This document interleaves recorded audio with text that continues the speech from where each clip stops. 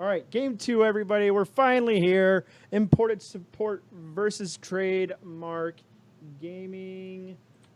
Who won game 1? Jimmy, how are you doing, buddy? First, I need to unmute my mic, so there we go. But I am doing well. But interestingly enough, I think we're actually only on game 1. I don't think No, that they've. We're definitely on game 2. Okay, because I'm looking at Arcane 8 stream, and they're on game 1 between Operative Esports and Team Numerics. But yeah, if we have game 2, I'm excited anyways, because we have a really fun, exciting tournament to be a part of right now, and yeah, this should be good. Yeah, we're going to Dragonshire. I feel like we've cast a ton of Dragonshire lately, and it always makes for really, really exciting games. Yeah, I love Dragonshire. It's one of those basic maps that's been here since the beginning. You know, Tech Alva, everybody knows how to play within Dragonshire. And yeah, Jimmy, your host, buddy. Oh, how did I become host? Okay. Oh. There. I hit start. Dragon. There we go. And the transition, and we're off finally. So, imported support is currently up 1-0 on Trademark Gaming. So, I don't know how the first game went. We'll see how Trademark bounce back, though, here in game 2. Thank you for joining us tonight. Thank you for that inordinately long wait. I do apologize for that, but sometimes things happen and there's not a whole lot you can do about it.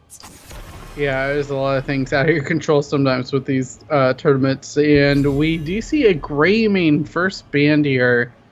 Greymane's been kind of a staple lately in the meta, so it's not a huge surprise to see him prioritize here. That does leave other heroes open, though. Kel'Thuzad, I think, is available and ready.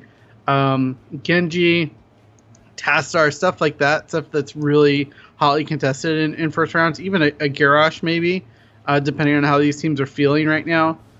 And I feel like this is actually a really good map for Garrosh. No, yeah, it's a tiny, tiny map, and Garrosh just excels on these really little maps, being able to throw people over. And that's the other hero, though. Yeah, ETC always incredibly strong right now. Just kind of mysteriously vanished out of the meta, and just as mysteriously just kind of rocked his way back in. And yeah, it's funny because with the release of Heroes 2.0, he did get some significant changes, but that didn't really push him up to the meta. It was all these other heroes around him that shifted that suddenly prompted him coming to the top again. So he's an interesting hero just because he comes in and out of the meta every so often, and we're seeing the in meta right now based on these bans. Yeah, definitely. And I'm really surprised at that Ariel first pick out of imported. I thought they would have. Do you instantly pick up Vala here? I think you go Garrosh Vala. I like that. I actually really like that. I think that would be a really solid pickup here. For the red side, I don't know which team is on which side, so I'm just call them red and blue. Imported is on the blue team, and Trademark. Okay. I looked at the names real quick before we went into the game. So okay, I got it right. Yeah. But yeah, imported. Interestingly enough, they get first pick here, and it looks like their opponent decided to go with the map choice here, and it is Vala, but it's going to be Uther as well.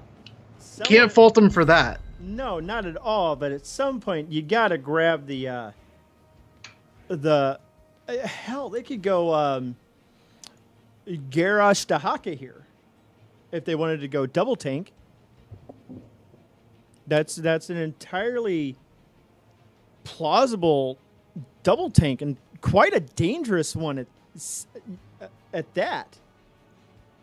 You don't get them over the gate. You keep Dahaka in range, and they're just going to eat tower shots for days in that early game if Dahaka's nearby. That's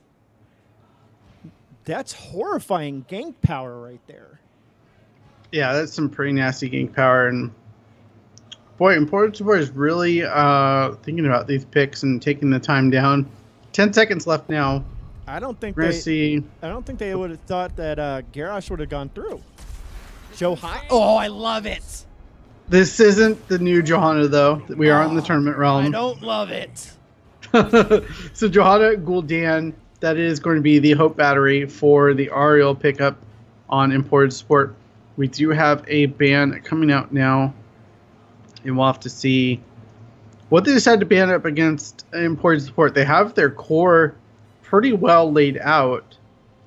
Yeah, and I'd be interested to see if they go more towards the double warrior, which has kind of been the staple of the meta lately, towards banning that out. Well, what I'm more surprised is that Garrosh still hasn't been picked up on this map yet. That's the thing that's shocking me the most is that how is he still on the board? He's got to get banned out here. Yeah, you would think so, but I have a feeling they might just skip on picking up or banning Garrosh altogether in this match. They might just be skipping out on him. As Cassie gets banned out, that's a surprise to me. I'm wondering if that's telling a bit that they want to go heavy auto attacker. Obviously, Vala really can come online with those auto attacks and doing auto attack hatred style build. But I would imagine that they're definitely picking up another AA here. Just which one is it is the question. Yeah, I agree. And I love the fact that Morales is ban worthy now. There's a few people I know who weren't really sold on the Vala or the Morales changes here recently, and I just love that you're seeing her picked in HGC now. You're seeing her picked in the Open. You're seeing her picked in the Pro Play, and that just tickles me. And there's the reason for the Cassia ban. Yeah, no, that's 100% the reason for the Cassia ban. Now, Illidan, holy smokes, he has a lot to enable him to go in deep. I imagine this is a hunt, Illidan, to really aggressively go on the backline, go after that Gul'dan potentially, and really punish him either being out of position or being too far away from the rest of the team.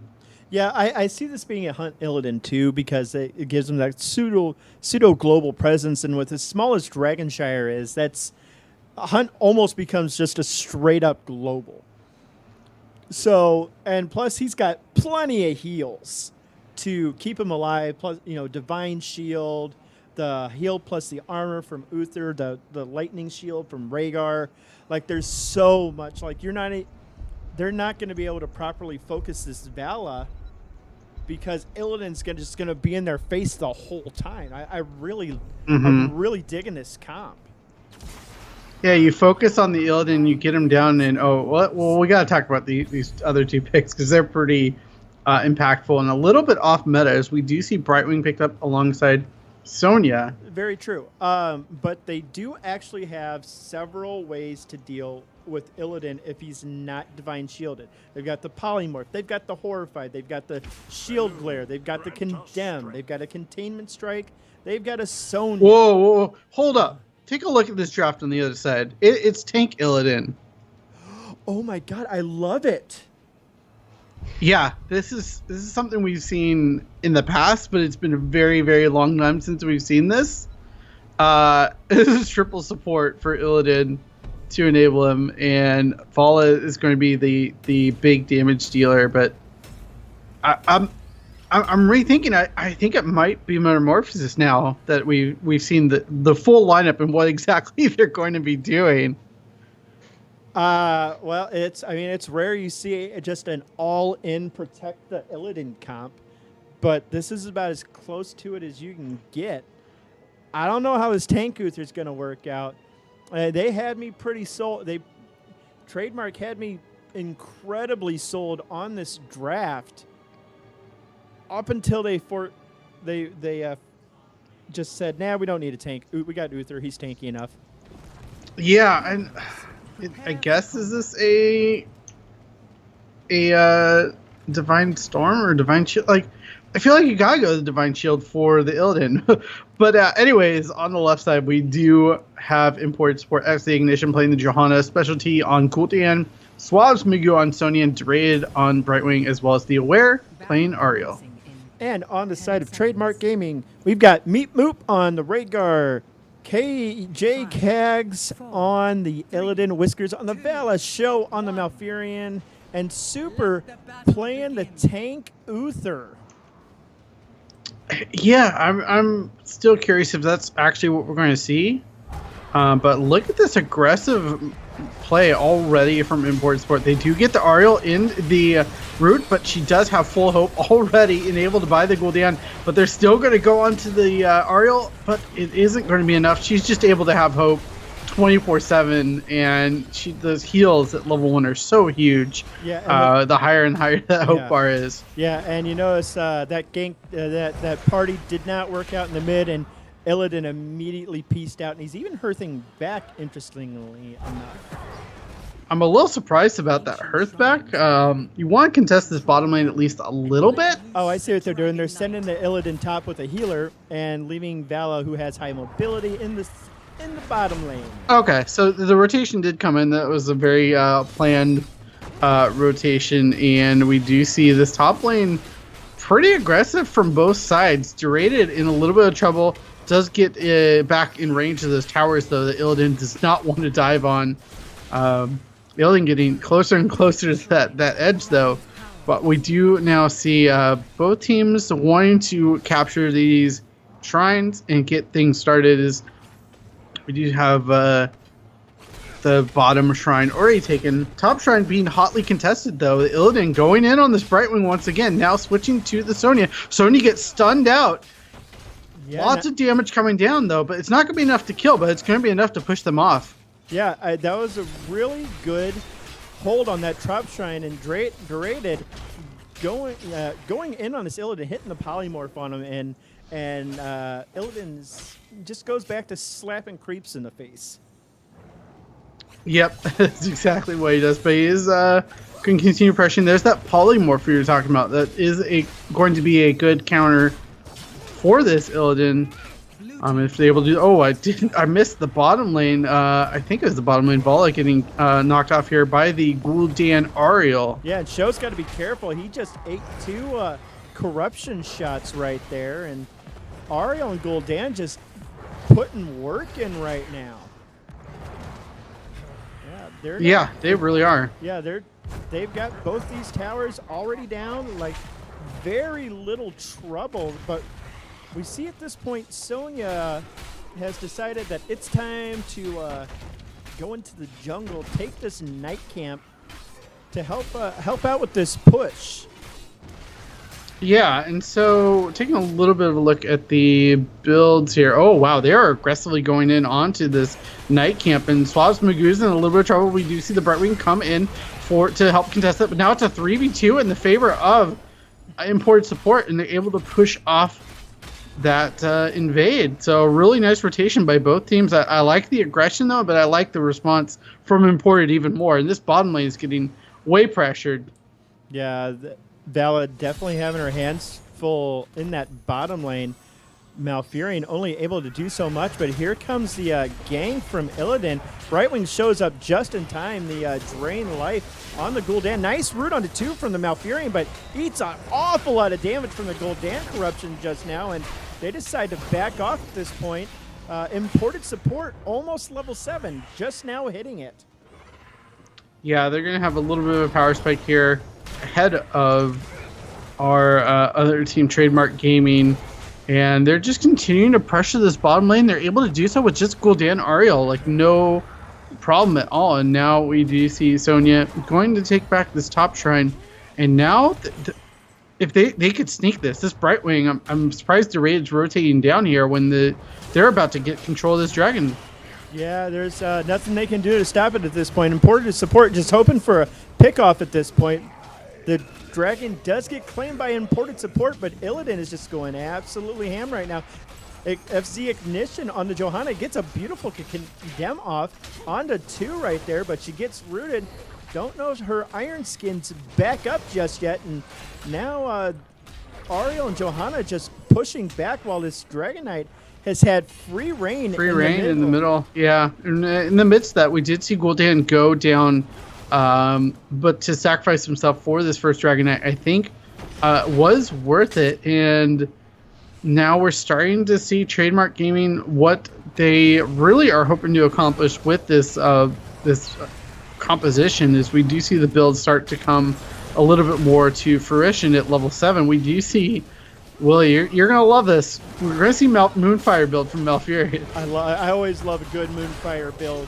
Oh, Specialty taking an awful lot of damage. Illidan not giving up the drain life. Oh, beautiful Detainment Strike. Saves Illidan right there. Now Derated is in a bit of trouble. Gets rooted by the Malfurion. And Super's going to get taken out here in the backline by the Uther, but he is going to be Ghost Uther now and be able to heal up the rest of his team, and that should enable Illidan to escape here. But is it enough? Malf needs to get in range of him, and he is able to go onto the siege camp and dash away to safety. But I don't think they're going to be able to invade on this or defend against this invade. Yeah, that's going to be a quick camp picked up by important support as they do hit their heroics as well. All pretty expected heroics so far. We do see the Emerald win from the Brightwing. Not a surprise up against this Illidan comp. no, definitely not. The Emerald win, great for just ruining Illidan's day when he tries to get in.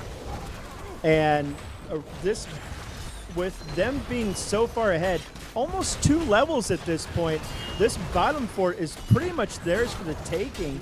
Specialty taking a little bit too much damage right there, but whatever. It's Gul'dan. He has plenty of mana. He's probably going to drain life up off these creeps. Called it. And Yeah. already back up to half health, and important support right now, just in a commanding lead at this point. And it is going to be that kind of tanky Illidan here, as we do see Hunter's Onslaught picked up at level 7. It is going to be Divine Shield coming out from the Uther, and we are going to see Hunt from Illidan. So we are going to see that global kind of presence that does provide. Yeah, we'll see how this turns out for him, but they're putting an awful lot of hopes into turning a team fight and turning it here very, very shortly. Going to the bottom lane real quick. You hunt in before Emerald Wind is dropped. You're kind of screwed a bit doing it that way. I feel like you're gonna have to wait until the Emerald Wind gets dropped and see who's the most patient. As we do have our big post 10 fight here, and we do see Super taking a lot of damage. Does get eliminated here to begin things off. The fear comes out. The Rhaegar is getting really low, but the healing is able to keep them alive as Malfurion able to roll those dots as well as the chain heal. Kags is going to be trying to body block a little bit, but is able to help his team escape. So they only lose 1 here unless Show stays out too long. But yeah, they only lose 1, but they're going to lose to a lot of pressure in this bottom lane now, and this should be a Dragon Knight in the favor of imported support.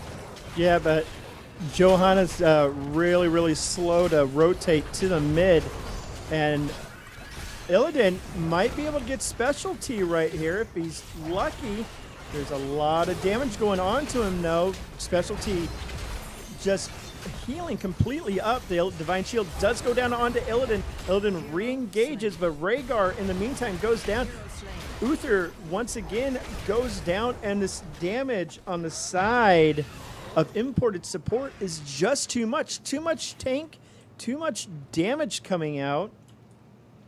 Yeah, and we saw the Illidan get really, really low, but the Brightwing did shift in, prompting that shield, going that full phase shield or phase shift build early on, and that is showing really dividends for them in that fight, because the Illidan went in on the Gul'dan, got Gul'dan really low, but that shield came just at the absolute right time. We do see them pick up that dragon for free here, and they're going to go immediately. Okay, they are going to go mid here. It looks like no, just clearing a bit in the mid, and now focusing on bot lane with these siege giants. And I like this play here. They're just burning through these structures with Sonya leading the charge, and now the Dragon Knight wailing away on this bottom keep.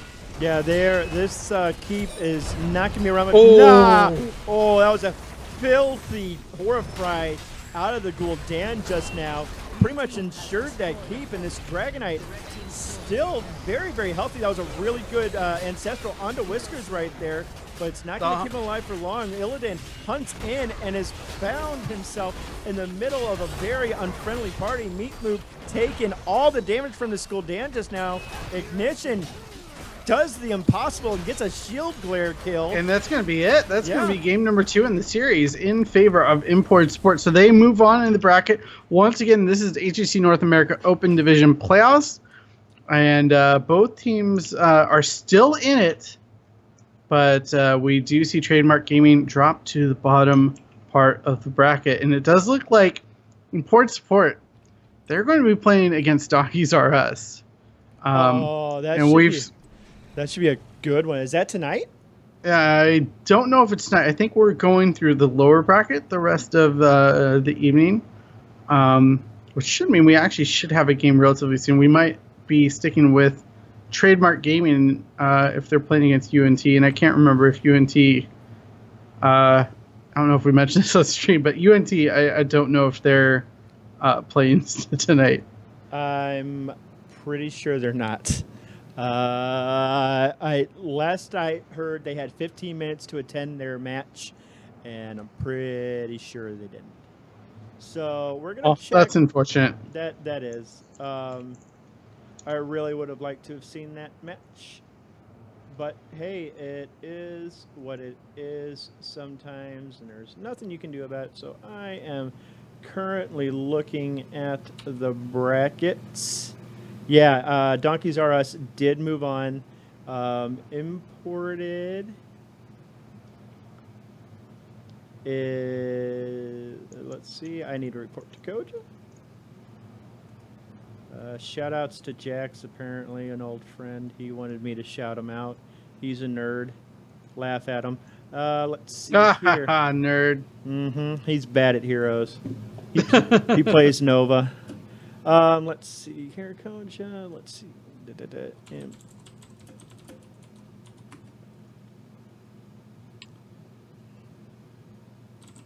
Doing lower.